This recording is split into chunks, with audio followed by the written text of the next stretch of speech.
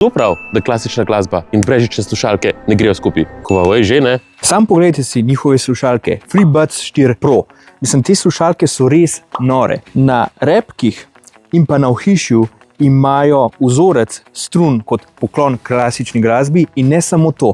Poleg tega, da so lepe, so tudi kvalitetne. Slušalke imajo dvojne gonilnike za močne base, pa jasne, srednje pa visoke tone, prav tako imajo pa tudi Active Noise Cancellation za dušenje zvokov iz okolice in jaz tole zdajle ful občutam, ker reko ful malo slišim.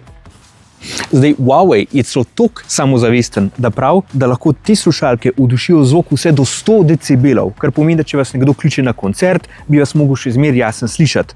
Prav tako trdijo, da ne bi smel biti problem veter tam do okoli 10 metrov na sekundo. Pa baje, so tudi prve slušalke sploh, ki omogočajo prenos zvoka z 2,3 megabiti na sekundo brez izgube kvalitete zvoka. Prav tako pa še to, uglasil so jih strokovnjaki iz Centralnega glasbenega konzervatorija v Pekingu. In pa pazite to, poleg standardnih 3 silikonskih konic za ušesa, dobite še 3 dodatne ekstra, ki so iz spominske pene, zato da se vam bolj prilegajo v ušesni kanal. Slušalke so za povezati čisto simpel. Povežejo se lahko z 2 napravama naenkrat, ni važno ali Android, Windows ali pa iOS. Slušalke same zdržijo lahko do 33 ur, dobite jih v 3 barvah, črni, zeleni pa beli, pa cena od 3. februarja naprej bodo na voljo za 199 evrov.